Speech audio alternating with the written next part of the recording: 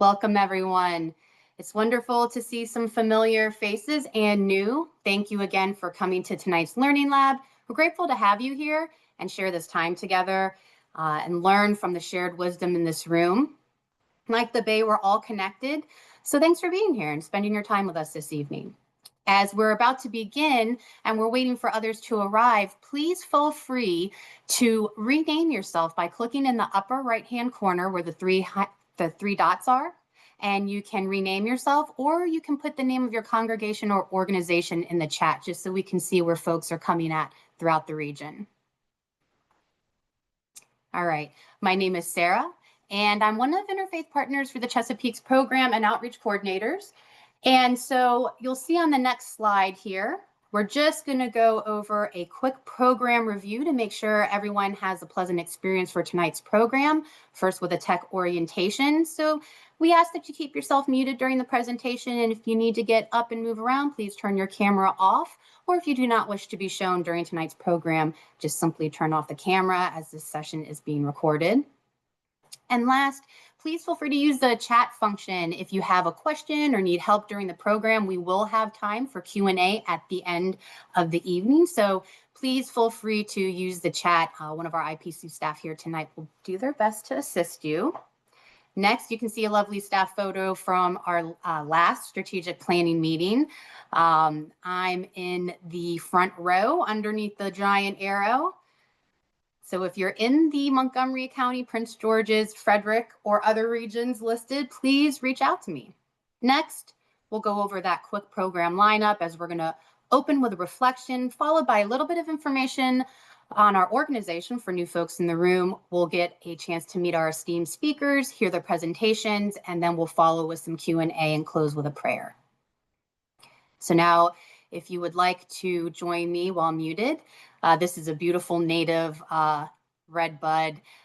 This is a beautiful tree I love to see in my neighborhood, and we'll start with this wonderful autumn prayer. For autumn the rains have come, windy days and crisp nights. Days are shorter now, and the land prepares to sleep.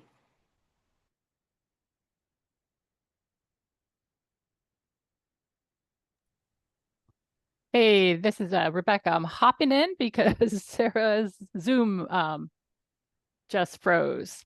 So we're going to continue on here. Bless this day, God of seasons. Bless the autumn with the hope of comfort and rest. Be present with us as we gather with family and friends so that we enliven our moments with love and joy. God of time and space, may this season be a blessing and a teacher. Make me like the coming rain, nourishing all that I touch. Make me like a gentle wind, quietly clearing old habits and the debris of mistakes. Make me like the crisp air, present, refreshing, and free.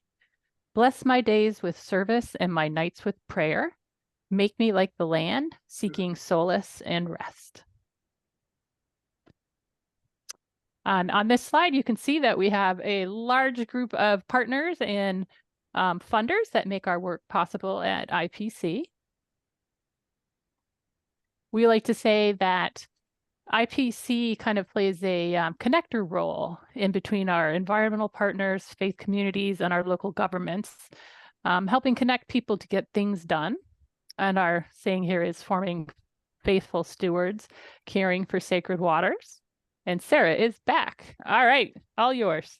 Thank you so much, Rebecca. And I'll jump right in. Look, we just want to make sure that folks realize we're all connected. So this is just a quick snapshot of our beautiful bay. As you can see, it encompasses over 6 states. So our backyards are connected. What happens on your street, in your community, flows downstream. And so all these simple changes can contribute to very meaningful impact and significant improved conditions.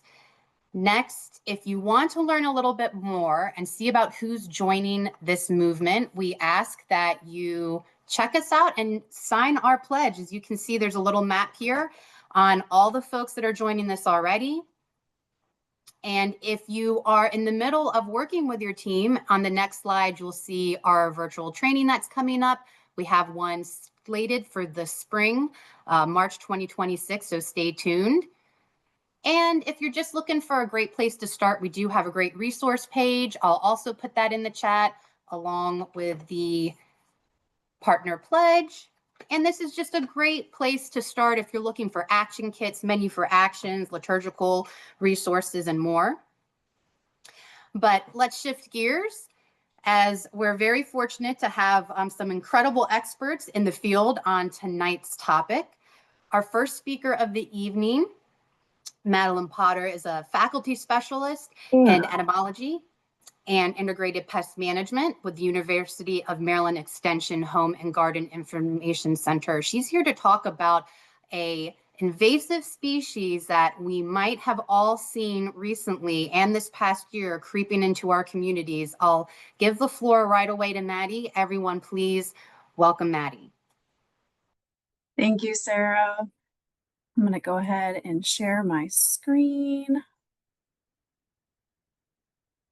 Okay, well, welcome everyone. As Sarah said, thank you for joining us and spending time with us to learn more about some of our invasive insects in the area tonight.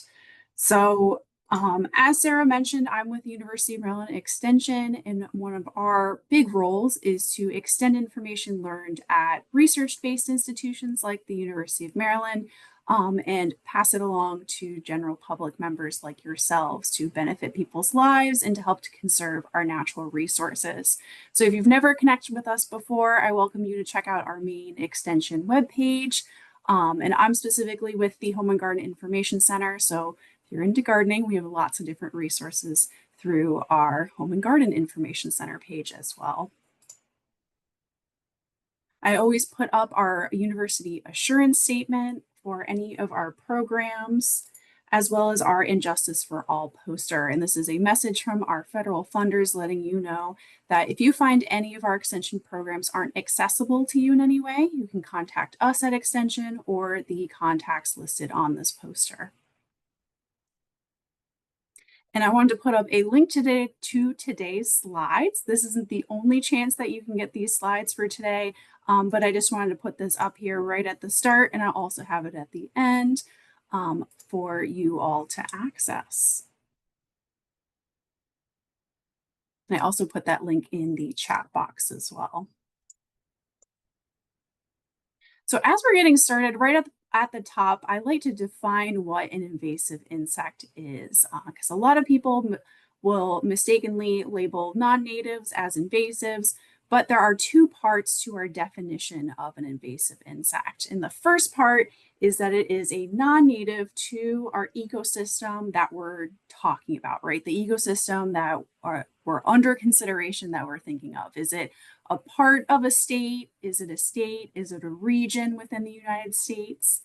And then the second part of our definition is whose introduction causes or is likely to cause economic or environmental harm or harm to human health. So for something to be an invasive species, it not only needs to be non-native, but it also has to cause harm or will potentially cause harm.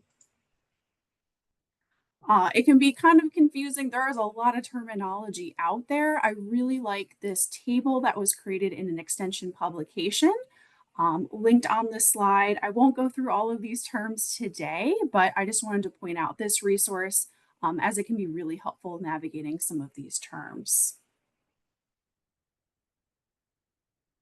So to go through a couple of examples of how this plays out in terms of an origin of a species and its environmental status, we'll walk through starting with our left column of a non-native that is non-invasive.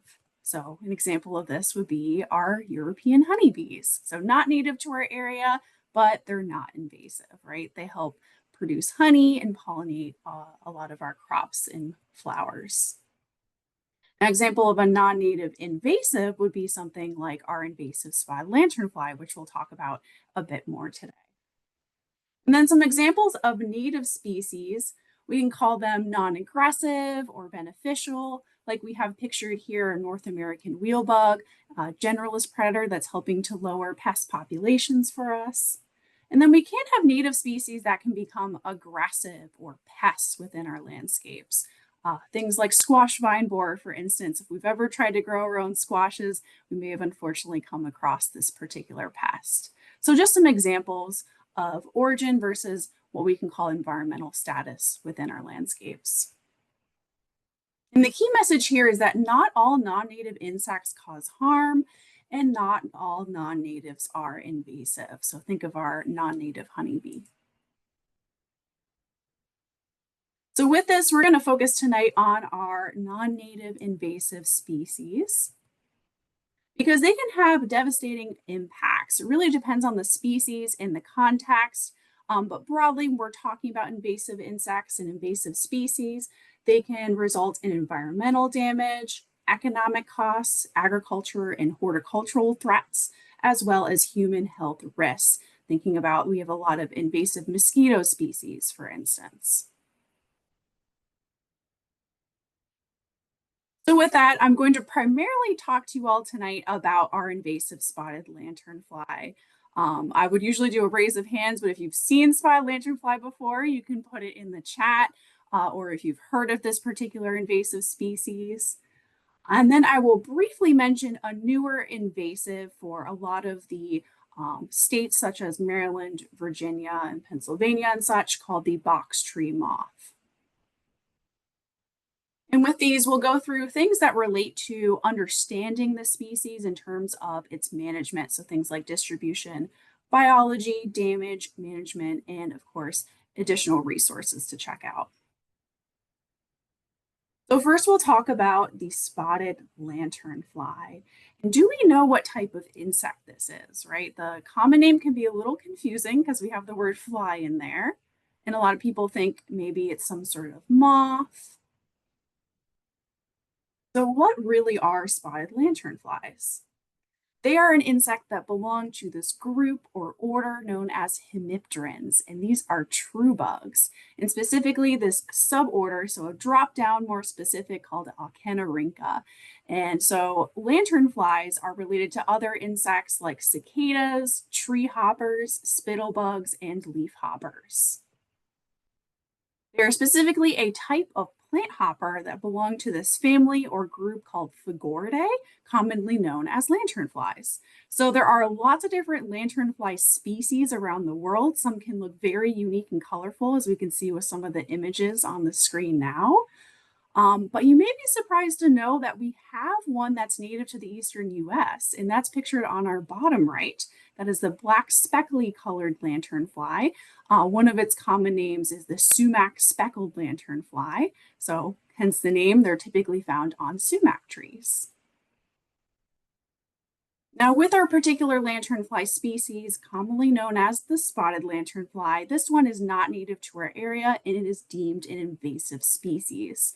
It's native to areas of Eastern Asia and has since spread and become an invasive pest in countries like Japan, South Korea, and the United States. It has three main life stages. Around this time of year, we're likely seeing the egg stage and the adults beginning to die off as they're laying those eggs. And the eggs are laid together in what are called egg masses. And they're typically covered in this mud-like covering, like a protective layer that can crack and weather and wear over time. So it may look a little bit different depending on how it wears. And then once these eggs hatch in the spring, we have our immature stages known as nymphs. And so we have 4 nymphal stages, as we can call it. And we can see with our little centimeter measurement on our left that they get larger as they shed their outer skin, known as their exoskeleton, and molt and become that next nymphal stage. The final 4th stage is red in color. Then they'll molt one final time to become the winged adult, which we can see on our far right. Spotted lanternflies have 1 generation per year, and this really helps us out in terms of pointing to certain seasons, times of the months where we're going to see specific life stages of this species, because some of our insect species in Maryland have multiple generations that can be overlapping. One key thing to know about the spotted lanternfly is the type of mouth parts they have. This helps clue us in with our plant feeding insects as to what type of damage they can cause. So a lot of people think that spotted lanternflies are chewing our plants, but they can't physically do this because they have a straw-like mouth part. And so we can see that here with our left side photo outlined in this white oval or circle. This is its straw-like mouth part coming down from the front of its face. I'll move my cursor over. We have the head, the two eyes, the bulbous antenna here that are almost orangey in color, and then this long proboscis coming down from its face. So we have a couple common names. In entomology, we like to have lots of different names for things, right?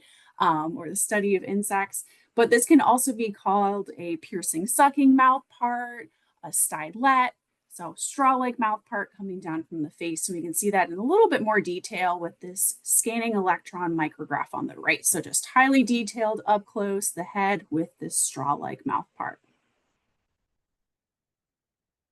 So what damage do spotted lanternflies cause with this straw-like mouth part? Now they're using this straw-like mouth part to tap into plant tissue and to tap into what's called the vascular layers of our plants, and particularly this area called the phloem, which is where our plants move nutrients throughout the different plant parts. And this phloem area has a lot of nutrients, is typically very sugary, as we can call it. So we can call it plant sap is what our spotted lanternflies are feeding on. And they're not picky eaters. They have a very wide range of plants that they will feed on plant sap from. And this list tends to keep growing as we learn more. Now, one of its preferred hosts is a fellow invasive species, the invasive tree of heaven. And they are from the same areas of the world in Eastern Asia, so they're very familiar with one another. And we unfortunately had many tree of heavens here already within our area of the Eastern US. And so they're already present as a host plant for spotted lanternfly.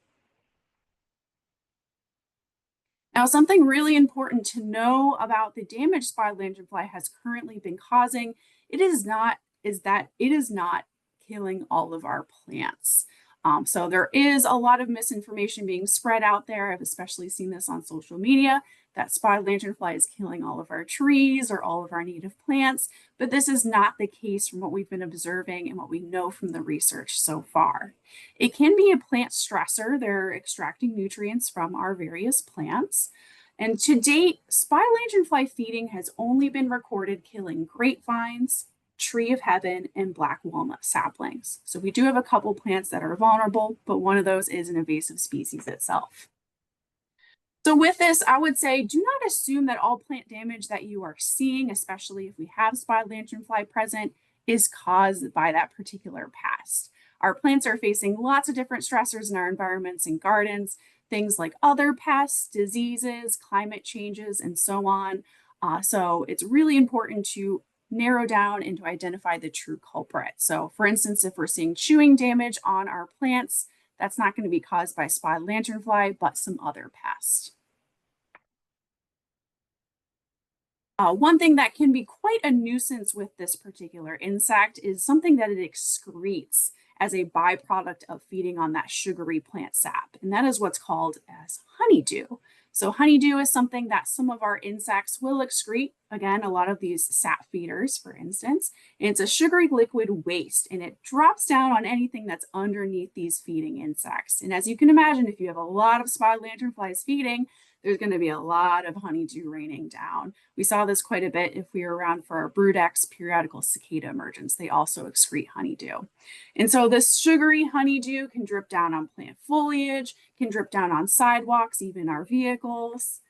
It can lead to mold growth known as sooty mold. It's a black dark mold, which we can see pictured on our plant on our bottom left. This doesn't directly infect our plants, but it can block photosynthesis, so photosynthetic abilities for our plants to create their own nutrients.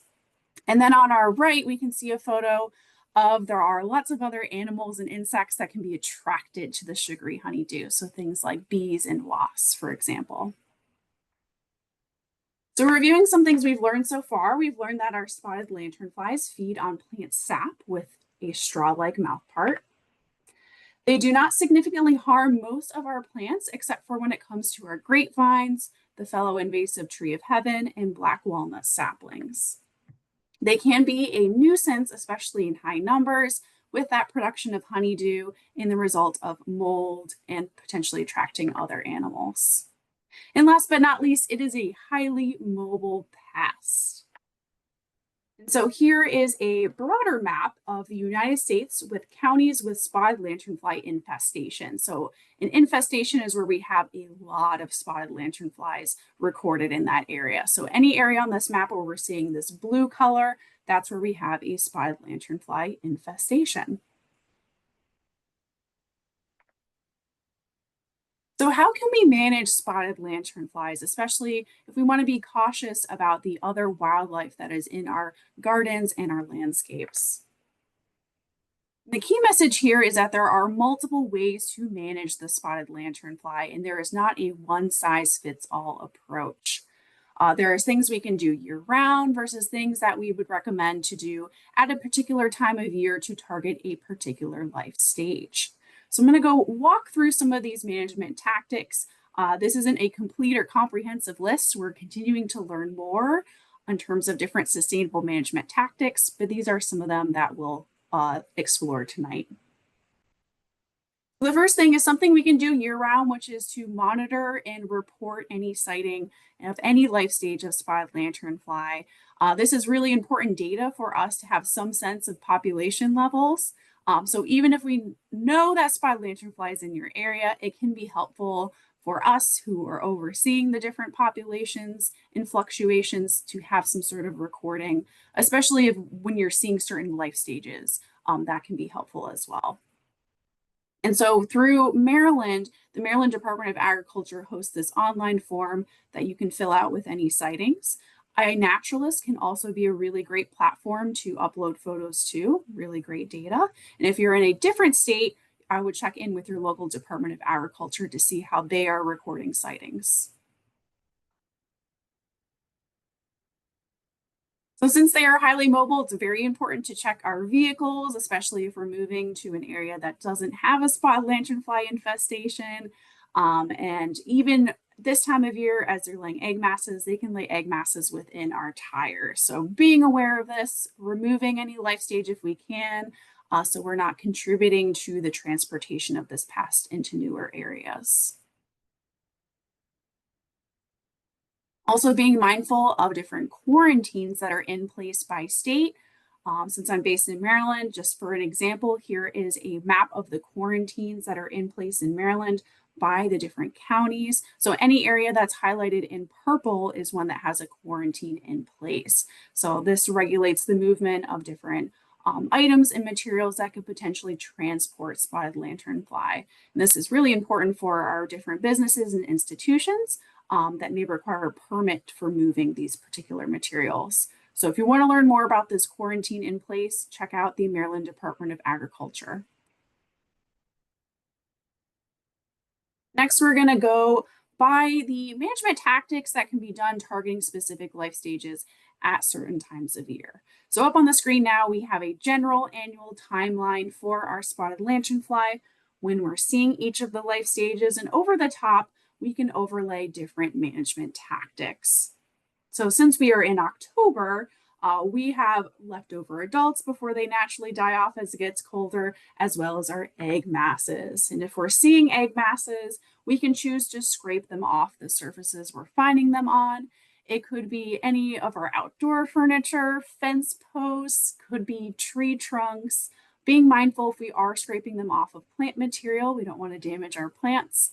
And when we're scraping them off into a disposable container that has rubbing alcohol or hand sanitizer. And we can seal it off when we're done and dispose of it. Another thing we can consider, depending on our situation, is netting. And this netting can help to exclude spotted lanternflies so they aren't feeding on particularly vulnerable plants. So maybe we planted a new tree sapling that we're concerned about. We could consider purchasing some fine breathable mesh, tightly securing it around our plant so we can exclude cicadas, especially for come spring.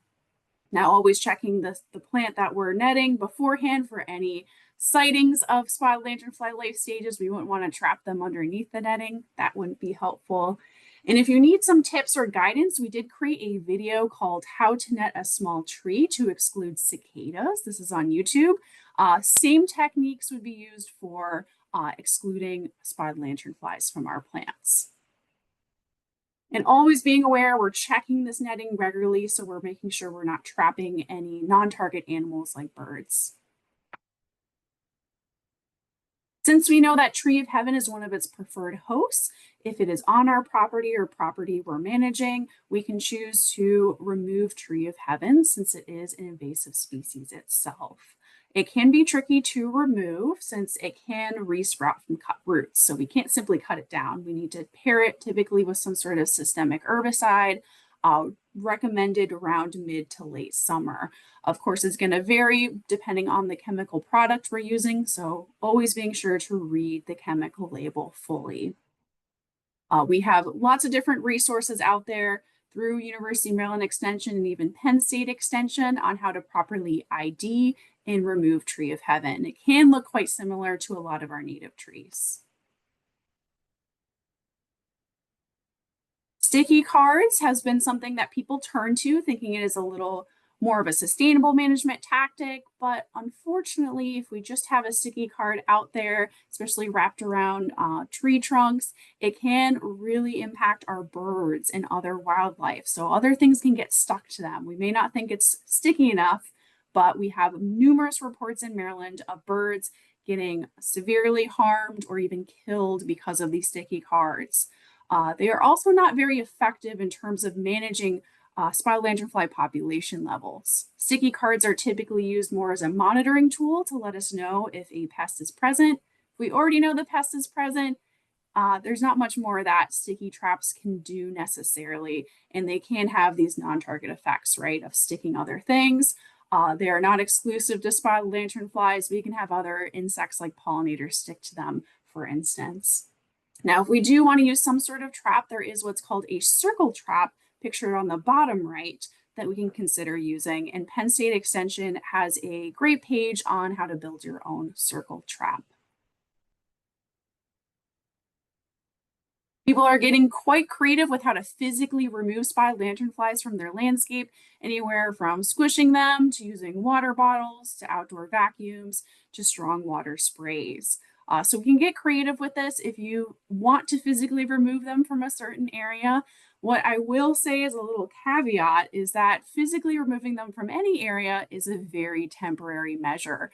These insects are highly mobile. They're going to fly back into that area fairly soon after. And what we've found with a lot of invasive species at high population levels or invasive insect species is that physically squishing them, even if you squish thousands, is not going to have a huge impact overall on the population at large. So just something, a little food for thought in terms of squishing.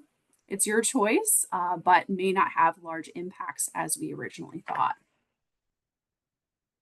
Now, when I talk about spotted lanternfly, I think it's very important to address chemicals and pesticides because people are turning to pesticides to manage this pest, whether that be someone going out, buying it and applying it to their own yard or garden, or they're hiring a professional to come out and manage this pest. Now, depending on your state, there are different laws in terms of regulating our different chemicals and pesticides. In Maryland, where I am at, Maryland has a Pollinator Protection Act, which regulates certain types of pesticides known as neonicotinoids, like dinotefrin, for instance. And these cannot be applied by home gardeners in the state of Maryland. Only farmers and certified pesticide applicators can. And so very important, as I mentioned earlier, to read the chemical label. I would say before you even purchase something, know what you're purchasing and know what you're about to apply to your yard and landscape. One of the things to especially point out to learn more is when we're looking at that chemical label, looking at the active ingredient. We can look it up through different credible sources like the National Pesticide Information Center. And through that, we're able to look at how specific the active ingredient is, because the active ingredient is the pesticidal agent, the thing that's going to harm or impact our pest. And it's important to know how many different pests is it going to impact, right? Is it going to impact all the insects in our landscape, or is it specific to one group? So better to be informed if we do choose to use pesticides. When we're talking about pesticides in general, and when we're talking about them for controlling the spotted lanternfly, there are two main types we can look at in terms of how they kill. And so the first of which is called a contact pesticide, which needs to get into contact with the pest itself to have that pesticidal effect, versus what are called systemics, which are products that can be applied to a particular part of the plant, say the roots or the foliage. And once they're applied to that plant part, they can move internally in that internal vascular system of the plant and move to other parts of the plant. So potentially ending up in the nectar and pollen of our flowering plant species, for instance, and potentially impacting pollinators. So things to keep in mind. Now, Penn State Extension has pretty extensive lists for recommended chemical products for spotted lanternfly if we are considering this. Of course, weighing the pros and cons of everything. Us at Extension, we see pesticides as a last resort after we try other sustainable management tactics first. Here on our screen, we can see a table of contact products that can be used for managing the immature and adult stages of spotted lanternfly. We can see outlined with our top products in blue. These are ones we would not want to apply when a plant is in bloom to help mitigate the impacts on our pollinators. And on the bottom, outlined in green, we have things that are deemed more reduced toxicity, more green products, but of course, there's still a degree of risk if these products got into contact with any sort of insect on their body. There are sprays that are being marketed as spotted lanternfly killers, but if we investigate, we look at that chemical label, we look at the active ingredient, deltamethrin, we look it up, we would learn that it is considered a broad spectrum active ingredient. So this means it impacts a wide range of different insect species. It is not specific to spotted lanternfly. So something to be mindful of if we purchase this product and apply it, and we would not want to apply this type of product to a plant that is in bloom. Here's a table of different systemic products. So these are the products that can be applied to a plant part and then move to other parts of the plant. Within the state of Maryland, all of these, we can see active ingredients listed on the left. All of these are types of neonicotinoids, so they can't be legally applied by home gardeners without a pesticide applicator license. But if a person was hiring a professional, these are products that could be used, for instance. And so keeping these risks in mind, there are degrees of risk to pollinators and other beneficial insects if we apply these to certain plants. So thinking of the different caterpillars that might be feeding on our tree leaves and the different pollinators that are visiting the flowers. Luckily, we have a lot of natural predators that are learning to feed on the spotted lanternfly. I have been seeing just about every spider web I spot has a spotted lanternfly in it. So a big thank you to our generalist predators of our spiders. But we have lots of other predatory arthropods and birds that are feeding on these particular pests. So with that, remembering there are multiple ways to manage it if we choose to take action against the spotted lanternfly. Here are some key takeaways. I'm not going to run through these tonight, but this is a resource for you. You can return back to this recording and these slides if you would like to walk through these key takeaways. But for sake of time, I want to make sure we get to our box tree moth as our second invasive that we will briefly discuss. And also linked here are a bunch of resources for you all to check out as well. Oh, and I also wanted to mention we did create a handout, front and back handout for general public members. It can be really helpful for if we're doing any sort of outreach or education with our community members. We have this in both English and in Spanish, free to download and print as you would like. And that's at our shortened link of go.umd.edu/SLF.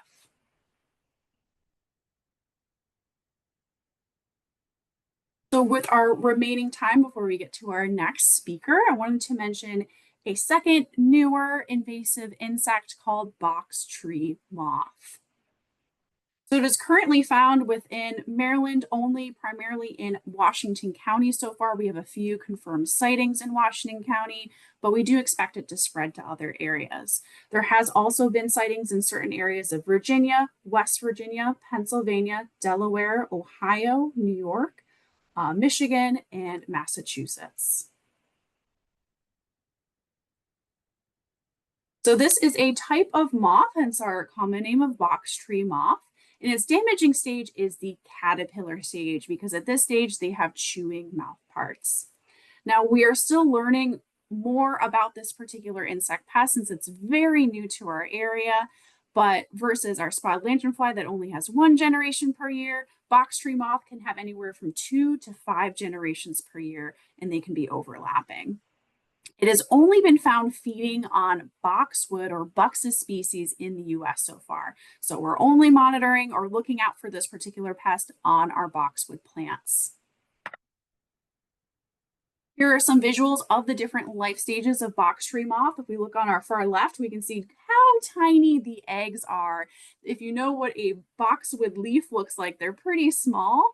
And then we're looking on the bottom of it here, or actually this is the top side of our leaf, and we can see those tiny individual yellow eggs laid in clusters of 5 to 20 in an egg mass. So very tiny. We'd be primarily looking for our caterpillar stage on our plant, and then just to look at our pupa and one of the colors of our adult moths. We do have a different color version as well, but this is the more common one. Here's a general annual timeline. So if we were to have box tree moth in our area right now, they would be entering their overwintering stage. They create a protective silk cocoon in different plant and foliage they pull together with silk, and they'd be hiding out in there. And so with that, the key message is to monitor your boxwoods if you have boxwoods in any of the gardens you work in or your personal gardens, and look for any signs of chewing damage, silk, and then frass, which is the excrement of our caterpillars, because we don't have any known natural chewers of our boxwoods here in our area. So if we're seeing chewing, it's likely this box tree moth. I'll just quickly run through some images for some visuals of what the damage can look like. They can get pretty desperate once they eat all the foliage. They'll start to strip off the bark of our boxwoods as well. The frass looks like lots of silk. And with management tactics, the first and foremost thing you should do is to send a photo to your local Department of Agriculture, your local extension office, so we can confirm it. We may even come out to your property to confirm the sighting since it is very new. And then we will be able to advise you in terms of what to do next in this particular situation. And so if you're in Maryland, reach out to us through our UMD Ask Extension form, send us photos, let us know. Even if you're unsure, it's better to send us a photo to check. Linked on here, you can directly click on these different resources that are available to learn more about box tree moth and to stay up to date. And we also have a handout for box tree moth as well. It's important to let people know about this. We want to do early monitoring so we can limit its spread throughout our different states. That's all I have for this evening. Thank you so much, Maddie. I really appreciate like the 101 on chemistry. I think that is such an important aspect to help educate folks on, especially when we think we're doing the right thing by managing an invasive, but then not even realizing we're unintentionally harming our pollinators. And I know everyone that's in the room tonight is passionate about our pollinators. So we're grateful for your partnership. And we're going to encourage folks to reach out to you as they're looking in their gardens. I know I might have 1 or 2 questions at the end. If anyone does, if you don't mind saving them till the end. But as we're getting ready to move on to our next speaker of the evening, I do have a quick quiz. I should have prefaced and opened our webinar this night with that. Rebecca, if we could share screen and then just move to that. You are perfect, Rebecca. Thank you so much. So yeah, we were interested in hearing folks after the presentation.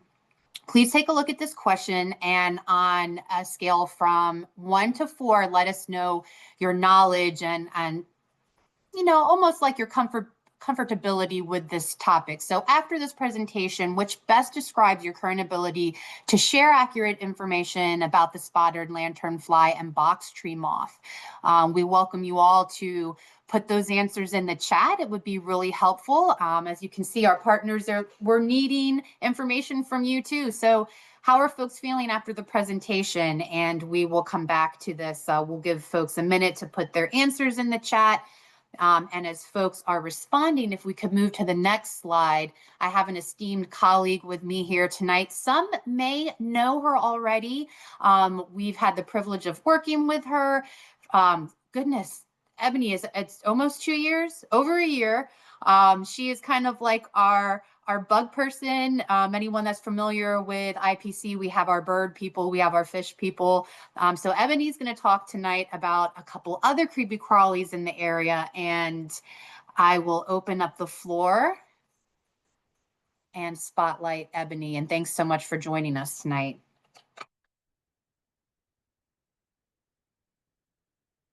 And we might be having some technical some issues as I encountered when we first started. And if that is the case, I'll give one more moment, but we do have the presentation and we'll just play the wonderful presentation that was created for tonight in such case. And while we're getting that up, folks did respond. I see a 1. Good evening, 2. everyone. My name is Dr. Ebony. Perfect. Thanks, Rebecca. So I will go over the answers later, and let's hear about 2 other invasives lurking throughout our region tonight. Thank you. Jenkins, and I'm with Interfaith Partners for the Chesapeake, and I'm the Eastern Shore Outreach Coordinator. Thank you for joining me today for Beware the Insects, invasive insects lurking in the Chesapeake Bay region. Today, we'll meet 2 little creatures causing big problems, the kissing bug and the spongy moth. Our goal is to understand what they are, why they matter, and what we can do as individuals and as faith communities to protect our environment. Today, we're going to discuss what are insects, why they matter to our world and food systems, the 2 creepy crawlers, and how they impact human health, crops, and forests, what we can do as congregations, and then we'll also end with a quick quiz just to keep you on your toes. Let's start with the basics. What is an insect? Insects are small animals with 3 main body segments: the head, thorax, and abdomen, 6 legs, and usually 2 sets of wings. And they also have a pair of antennae for sensing. Insects are essential to life as we know it. They pollinate crops, recycle nutrients, control pests, and feed birds and fish. Without them, our food supply, including fruits and vegetables and grains, would be in danger. But sometimes a few species can upset this balance, and that's when we get invasive insects. So what makes a bad bug? A bad bug or invasive insect is one that comes from outside our region or country, spreads quickly, and damages crops, trees, wildlife, or even human health. Today, we'll talk about 2 invasive insects causing serious issues right here in the Chesapeake Bay area: the kissing bug and spongy moth. First up, the kissing bug, also known as the triatomine bug. Despite its sweet name, it's not one you want around. It's a blood-feeding insect that bites around the mouth and eyes while people sleep. Now that's creepy. These bugs are mainly found in South America and in the southern US, but they've been spotted in Maryland and nearby states when the temperatures are warmer. So as I stated before, the origin of this insect is Central America and South America. There have been spottings in Maryland, and they also feed on animals and humans at night. Now, the nickname the kissing bug came about because they typically bite near the eyes and mouth of their host. The kissing bug can carry a parasite that causes Chagas disease, which affects the heart and digestive system. The disease is rare in the US, but it is present. They also pose problems for pets, especially dogs, which can become infected if they eat an infected bug. The bite itself does not transmit the disease. Scratching and rubbing the bite does. After a blood meal, they defecate where they eat soon after, which contains the parasite. So it is very important not to scratch or rub because of this perfect storm, if you want to call it. Next, let's meet the spongy moth, one of the most destructive forest pests in North America. The name refers to the spongy egg appearance, as you can see in the photo here. It was accidentally introduced from Europe in the early 1800s and made its first appearance in Maryland in the later 1800s. In the caterpillar stage, these insects like to consume the leaves of oak, birch, willow, and many other trees. When infestations are severe, they can strip entire forests bare. When trees lose their leaves year after year, they become weak, more vulnerable to disease, and sometimes die. This affects not just forests, but also wildlife, air quality, and water health in the Chesapeake Bay region. The late-stage caterpillar are often responsible for most of the leaf damage in trees and are more difficult to control with pesticides in comparison to the smaller, younger caterpillars. So it's very important to treat early.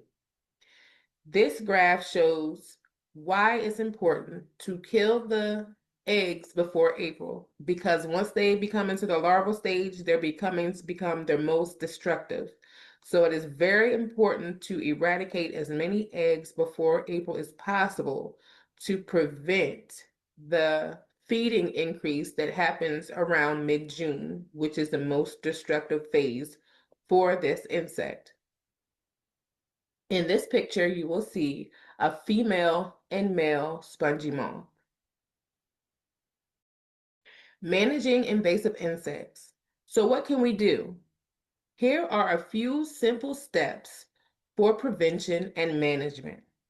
Inspect vehicles, outdoor furniture, and firewood for egg masses. Report sightings to your local agriculture extension office. Remove egg masses carefully and dispose of them in soapy water. Replace host plants with native species that resist the pests. Now, specifically for the spongy moth, it's important to remove the eggs properly, either with putting them in soapy water or in a bag to dispose of them. And be careful not to inhale the hairs of the eggs because some people are allergic to those. Sticky traps are also effective, and an insecticide with the active ingredient Bt can be helpful for the spongy moth. Since in the larval stage, the insects are in the canopies, if help is needed, there are certified arborists that could be contacted through DNR if help is needed.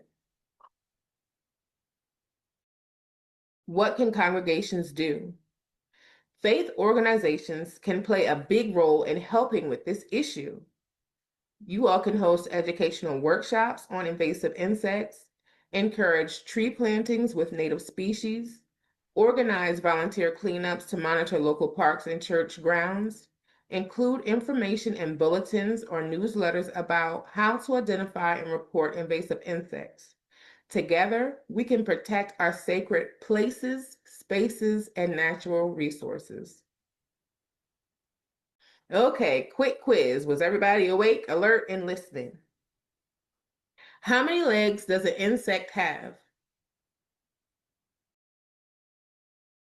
If you said 6, you are correct. What disease can kissing bugs carry? the Chagas disease. Which part of the spongy moss life cycle harms trees the most? If you said late stage caterpillar, you are correct. Name one thing congregations can do to help. There are so many various ways that you all can help. And a bonus question, what makes an insect bad? Yep, if it's out of its natural habitat, it is in a bad place for the environment. So I would like to say thank you, everyone, for being a part of this presentation. I hope that you all learned a lot, and thank you, and don't be a stranger. Thanks so much, Rebecca. And I really appreciate that. Ebony, that was wonderful. I was going to say, yeah, if we could just move to the end, the quick quiz was right there. That's perfect. I did see a couple of questions in the chat already, and thanks to folks that were answering the first post kind of survey question we had after the spotted lanternfly, where we were kind of just gauging folks' comfortability with the subject topic. And it looks like folks need more information. I encourage anyone that didn't get a chance to answer, use that same scale from 1 to 4 with this presentation as well. I feel like this might be a topic that all of us could use some more information on, especially with the pest management aspect of it. So before we jump into a few more of those questions, it's kind of hard to believe that the hour's just flown by. I want to just put this link in the chat as well. Again, this is our survey for tonight's program. Many of these topics, actually, we survey them from the audience. So it's a great way for us to hear from you. What are you interested in? What do you need help with? Maybe you're looking for resources to tackle an issue like invasive species, plant removal, or invasive pest management. But yeah, let me open up the chat. Please feel free. We have a smaller group tonight, so just feel free to unmute yourself if you don't want to put the question in the chat, and I'll just go through and see if I can pull one or two if someone doesn't want to just jump right in with a question.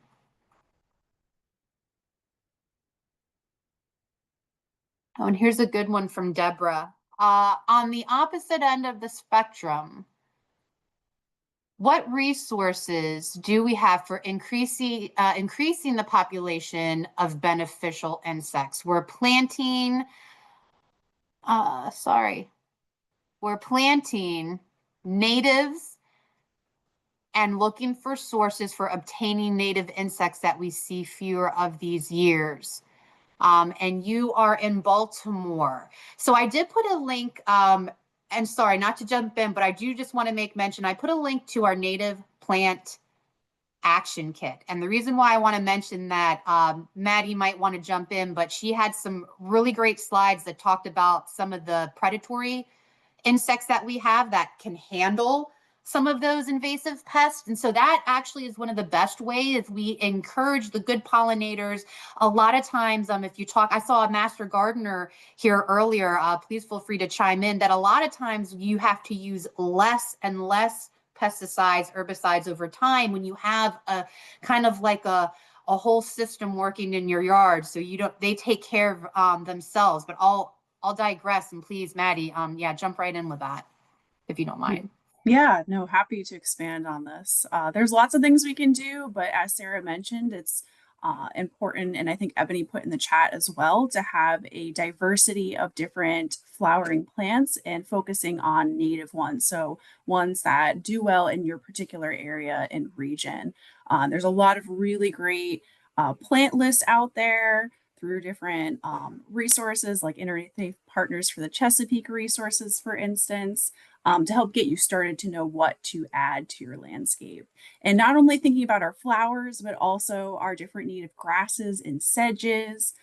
There are certain caterpillar species that will only feed on sedges. So the more diversity of different plants and species you can incorporate, the more of a chance you are to attract a diversity of different insects.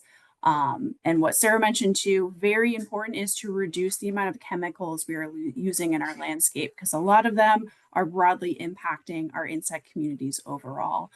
Things we might even think of, like mosquito sprays. We know pretty well that our mosquito sprays are negatively impacting our pollinators. So thinking about that, thinking about other sustainable ways we can manage our pests without those chemicals.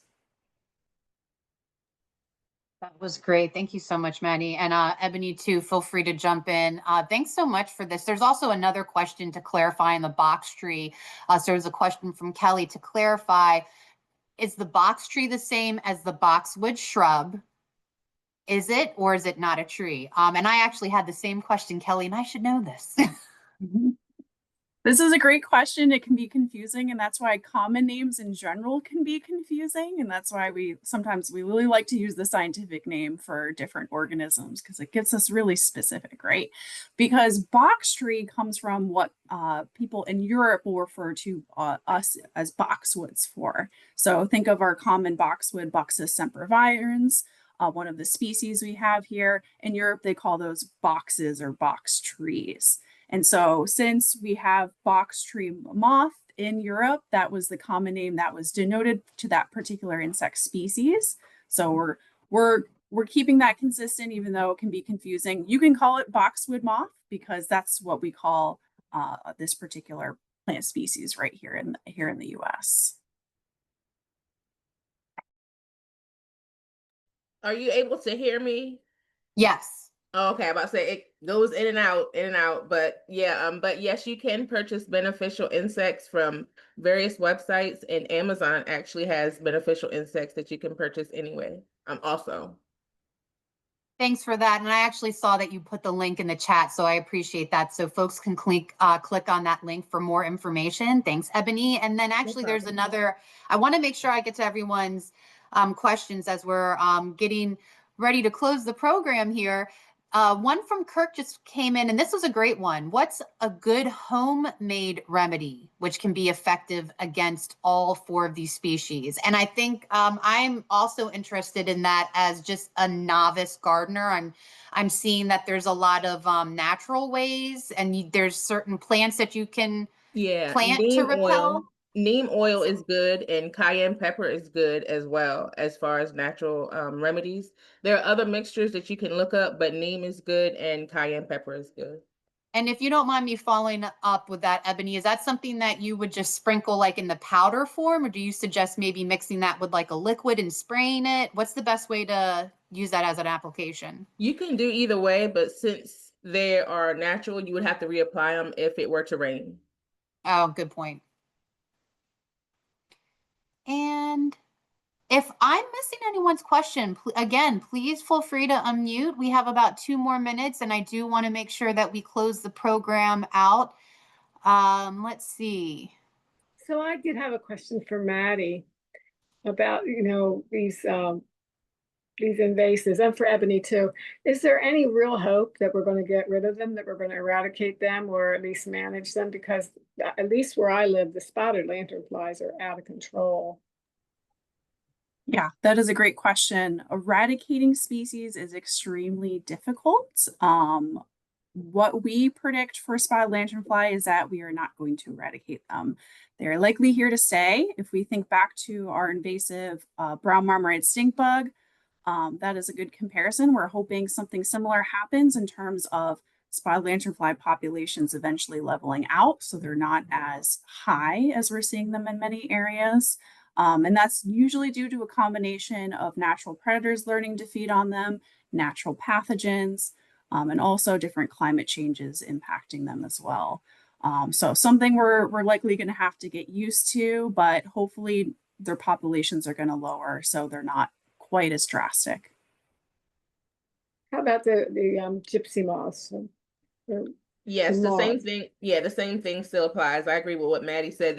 There's no way to get rid of them all, so we have to create programs to mitigate them, and it takes time for those programs. It's not just an overnight thing. It's not a 1-year thing. It takes years to establish IPM programs for invasive insects. I wonder if we couldn't get the scouts to get a badge for that.